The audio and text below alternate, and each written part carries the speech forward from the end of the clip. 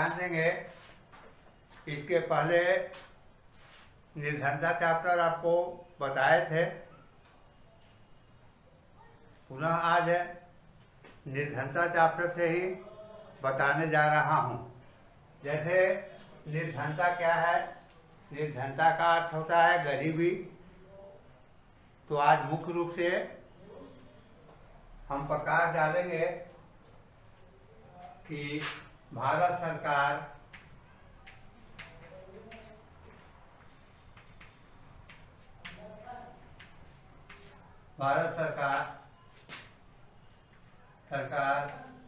निर्धनता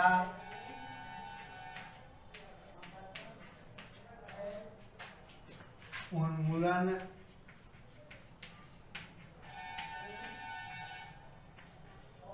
के लिए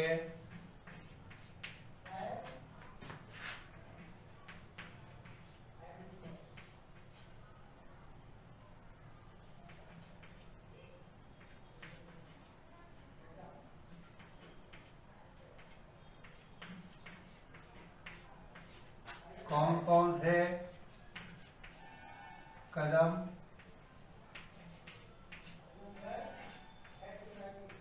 उठाया है।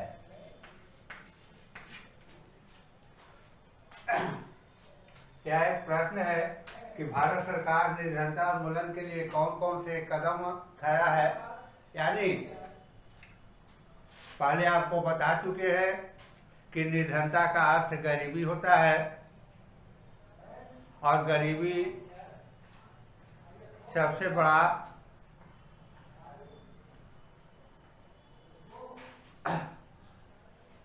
दुखमय जीवन व्यतीत करना पड़ता है। यह घोर कष्टमय जीवन इसमें व्यतीत करना पड़ता है। अंग्रेजों के शासन काल में विदेशी सरकार, ब्रिटिश सरकार भारतवासियों को निर्धन बना करके रखे हुए था, गरीब बना करके रखे हुए था। लेकिन आज़ादी के बाद भारत सरकार इस गरीबी को उन्मूलन करने के लिए, समाप्त करने के लिए अनेक प्रकार के कदम उठाया है। महात्मा गांधी ने भी कहा था कि भारत तब तक आज़ाद नहीं होगा जब तक यहाँ के लोग गरीबी से ऊपर न उठ जाएं। जब तक यहाँ के लोग गरीब रहेंगे तब तक वे लोग आज़ाद नहीं रहेंगे। तो आज़ादी का अर्थ होता है गरीबी से ऊपर उठना, और इस गरीबी से ऊपर उठाने के लिए सरकार के द्वारा अनेक प्रकार का कार्यक्रम अपनाया गया है। पहले भी आपको बताए होंगे कि भारत सरकार 1950 से लेकर के और आज तक प्रत्येक पंचवर्षीय योजना में सबसे मुख्य मुद्दा गरीबी उन्मूलन का मुद्दा, गरीबी समाप्त करने के लिए बहुत सारा बजट इस पर पारित किया जाता है। लेकिन ऐसा डाटा देखने से लगता है कि भारत में वास्तविक रूप में गरीबी का उन्मूलन नहीं हुआ है, गरीबों का संख्या में कमी नहीं आया है। हर एक चौथा व्यक्ति भारत का गरीब है आज भी। वास्तविक रूप से इसके लिए सरकार दोषी माना जाएगा। हमारे जो जनप्रतिनिधि हैं वे दोषी माने जाएंगे कि वास्तविक रूप में ये गरीबी उन्मूलन का कार्यक्रम सही ढंग से वे चलाए नहीं हैं और वे चाहते नहीं हैं कि देश से गरीबी का उन्मूलन, एक दिखावा ढोंग सा है। जैसे अगर किसी व्यक्ति का जख्म अंदर का जख्म है और डॉक्टर साहब ऊपर का इलाज करते हैं, ऑपरेशन करते हैं, तो क्या जख्म समाप्त हो जाएगा? कभी समाप्त नहीं होगा। ठीक उसी प्रकार से एक सरकार के द्वारा, एक गवर्नमेंट के द्वारा एक ढोल पीटा जाता है, बजट बनाया जाता है, बजट को लूटपाट किया जाता है, बंदरबांट किया जाता है, गरीबों का उन्मूलन नहीं हो पाता है। जैसे अनेक प्रकार के जो कार्यक्रम चलाए गए हैं, उसमें पहला है राष्ट्रीय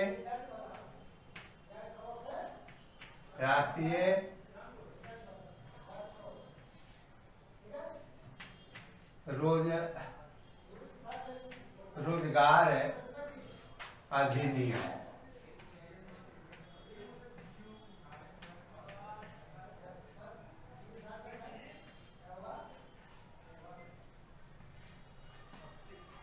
राष्ट्रीय रोजगार अधिनियम ये भारत सरकार का योजना है।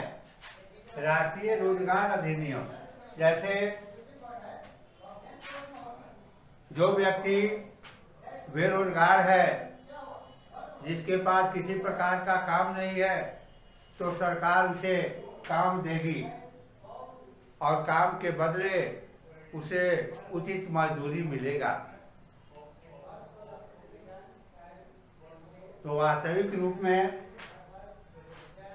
यह नियम जो है, यह कानून जो है, ऐसा लगता है कि इसके जरिए गरीबी दूर किया जा सकता है, लेकिन वास्तविक रूप में यह योजना केवल कागज के पन्ने तक ही सिमट कर रह गया है। यह योजना एक दिखावे का ही योजना बनकर के रह गया है।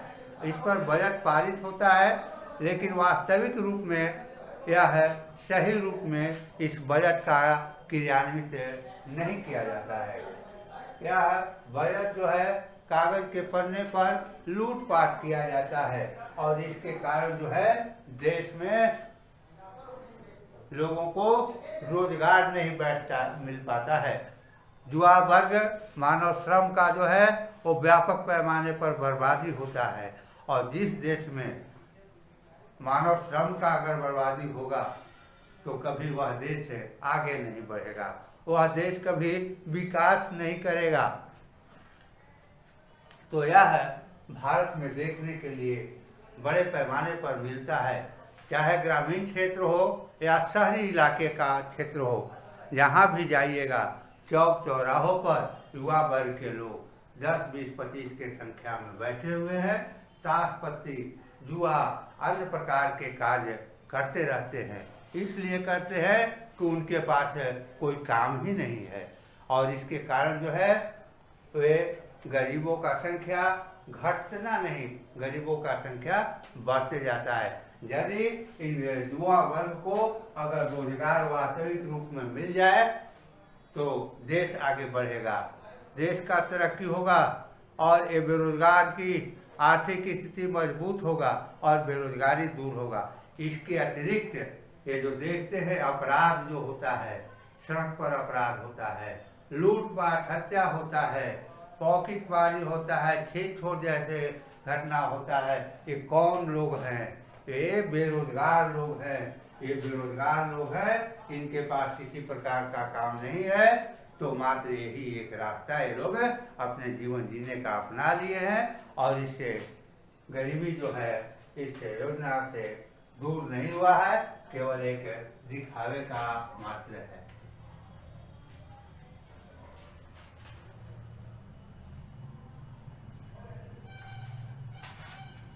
राष्ट्रीय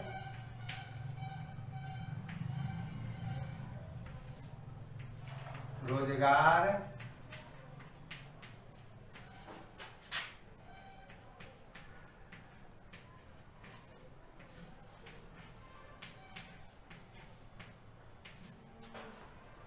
राष्ट्रीय रोजगार गारंटी कोष, यानी भारत सरकार के द्वारा कोष एक रोजगार युवा वर्ग के लोगों को रोजगार प्रदान करने के लिए उसमें एक कोष खजाना में उसमें पैसा जमा करता है। उस पर बजट में, प्रत्येक बजट में उसमें कुछ राशि दिया जाता है रोजगार प्रदान करने के लिए। जैसे आप देखते होंगे इसके लिए भारत सरकार उद्योग भवन, तो उद्योग भवन में क्या होता है, गरीब जो लोग होते हैं, बेरोजगार जो लोग होते हैं, वे अपने रोजगार के लिए आवेदन कर सकते हैं। उनके लिए वहाँ से बजट पास होता है कि इतना जो है पैसा आपको दिया जाएगा, बैंक में आता है। लेकिन पुनः बैंक में आने के बाद उन बेरोजगारों को रोजगार के लिए राशि नहीं दिया जाता है। राशि भी दिया जाता है तो इसमें भी आधे से अधिक पैसा जो है वह बैंक के खाते में ही बैंक में ही रह जाता है रिश्वत के रूप में, और इनको बहुत कम मिलता है, जिसके कारण ये रोजगार भी नहीं कर पाते हैं। और इस कारण से भारत में बेरोजगारी का संख्या कम नहीं हुआ है। बेरोजगारी का संख्या दिन प्रतिदिन बढ़ता जा रहा है। लेकिन पुनः है कि यह भी कहना चाहते हैं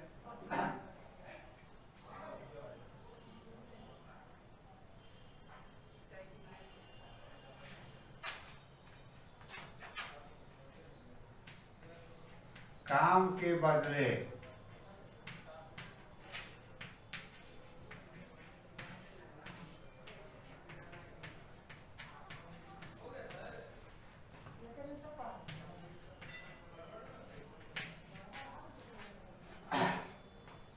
सरकार के द्वारा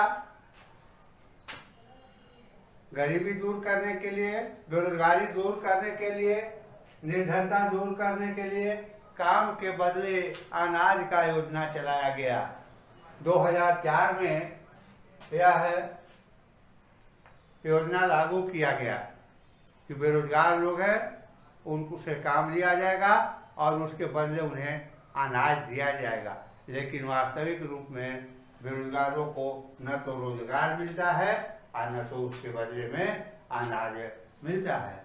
तो इस प्रकार से देश के अंदर बेरोजगारों का संख्या घटता नहीं जा रहा है, बल्कि देश के में बेरोजगारों का संख्या दिन प्रतिदिन बढ़ता ही जा रहा है। तो इस तरह से गरीबी दूर करने के लिए ये सारा जो योजना है सरकार के द्वारा एकमात्र दिखावे का योजना है, एक ढोंग सा रहता है।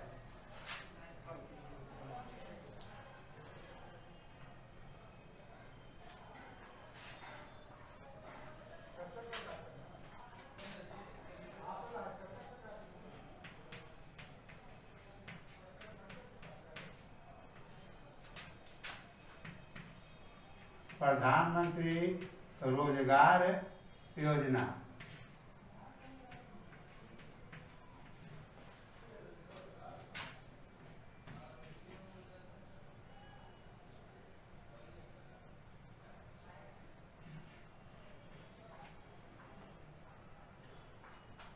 प्रधानमंत्री रोजगार योजना यानी 1993 में भारत सरकार के द्वारा प्रधानमंत्री रोजगार योजना निकाला गया। यानी इस योजना के तहत वैसे बेरोजगार जो युवक है या युवतियां हैं उन सबको रोजगार देने का आश्वासन दिया गया था।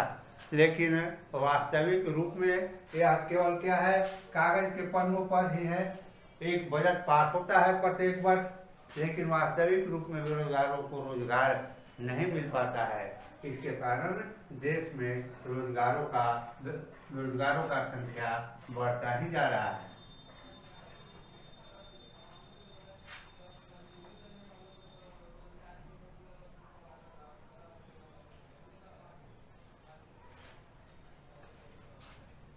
प्रधान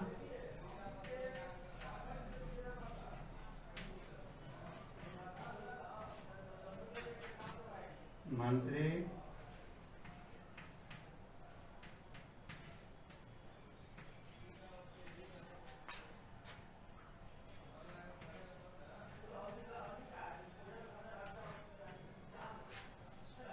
प्रधानमंत्री ग्रामोदय योजना या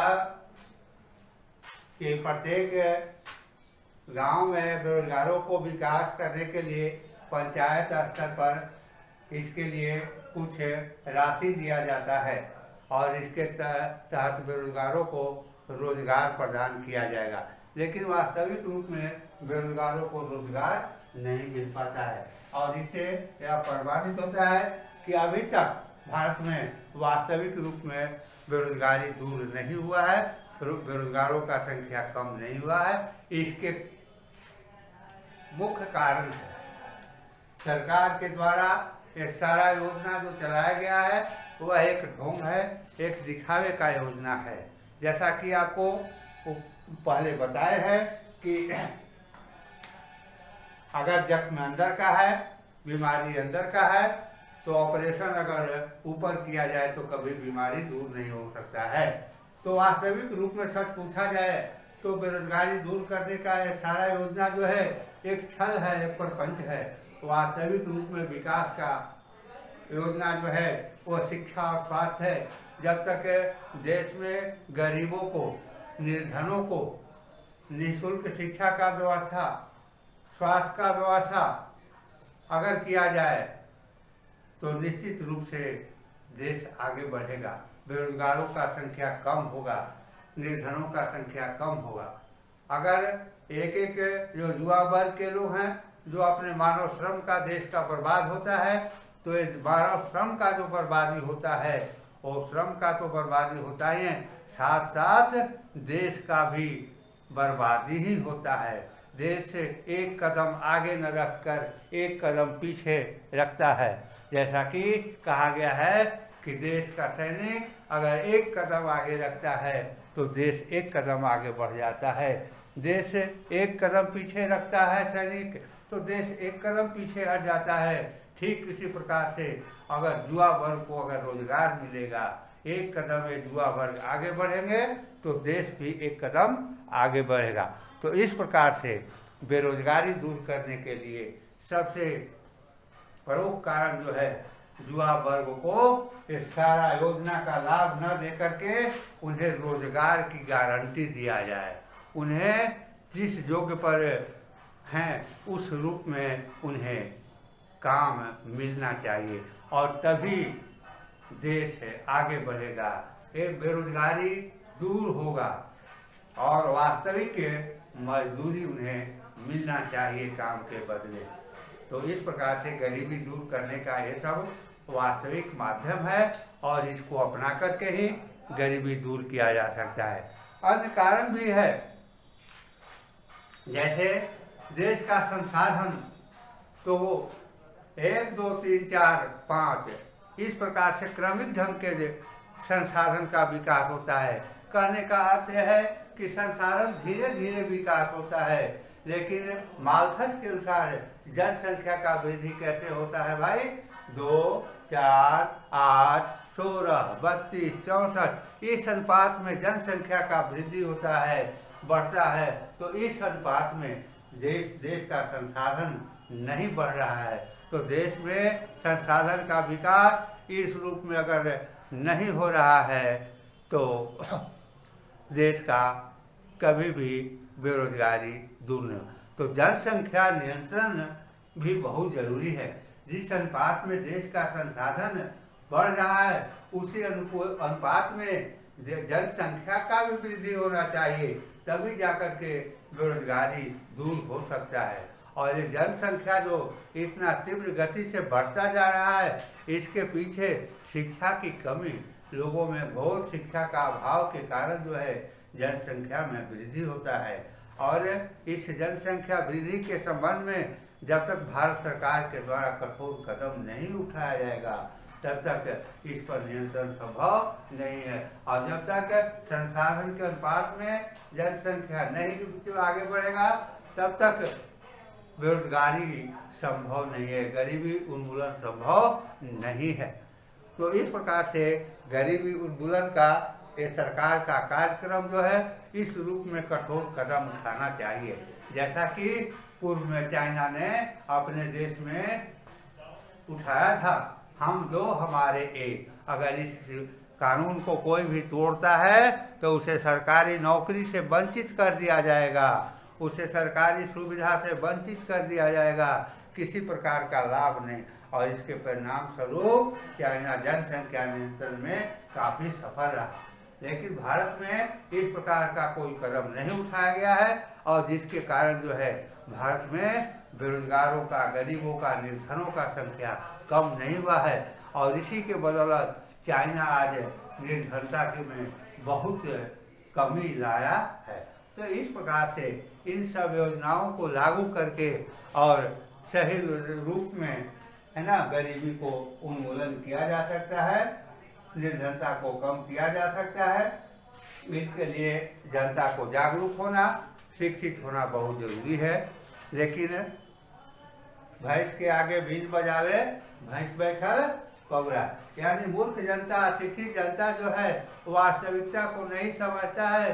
लोकतांत्रिक देश होने के कारण विपक्षी दल जो है वो अपनी सत्ता में आने के लिए विपरीत हवा देते हैं, और इसके परिणाम क्या होता है कि सही कार्य करने वालों को सत्ता छूटता है, पूरा गलत व्यक्ति। जैसे कि 1977 में इंदिरा गांधी 75 में देश में इमरजेंसी लागू की थी, और कुछ कठोर कानून की लागू की थी, जैसे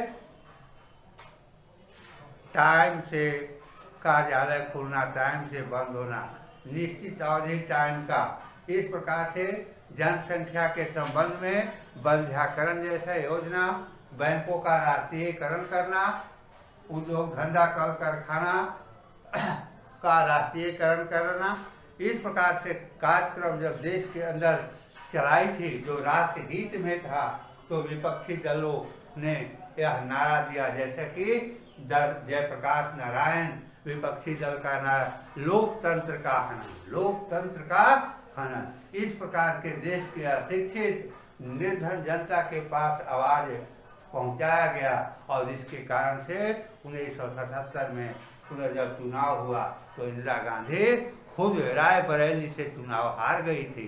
और उसी समय एक गाना निकला था, क्या निकला था भाई, कि बरेली के बाजार में झुमका गिरा। अरे तो इस प्रकार से कहने का तात्पर्य यह है कि सही कदम उठाने से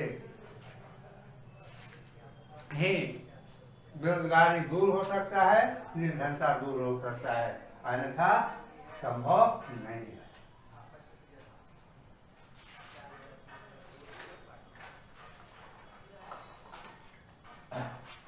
तो इस प्रकार से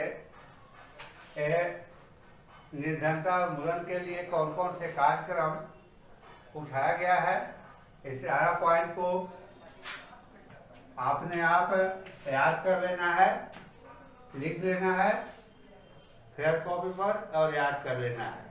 आज